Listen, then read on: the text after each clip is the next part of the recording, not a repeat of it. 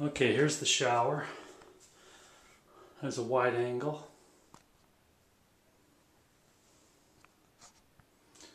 One thing that concerns me is when you look at some of the gaps in here, they're quite pronounced.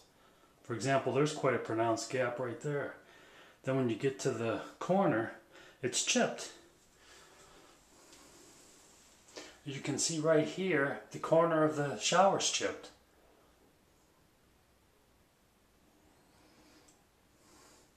The rest of the shower seat's pretty good, but the areas that I have the most problem with are, this is a gap. As you go along the left side here, there's a pronounced gap right there on either side.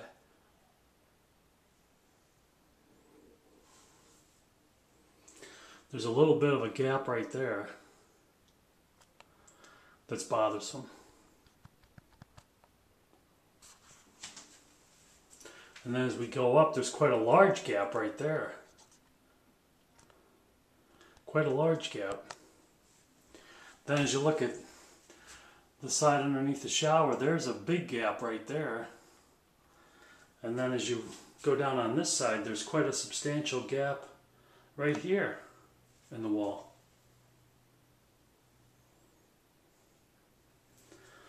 My biggest problems are this gap, that gap, that one. There's about 8 different places on here that I have a problem with.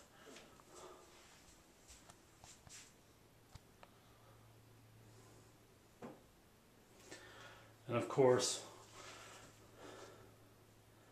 that edge there. The other problem that we have here is that there's a 1/2 inch difference between the opening at the top of the shower and at the bottom of the shower. As you can see, there's a problem right there because it's sticking out.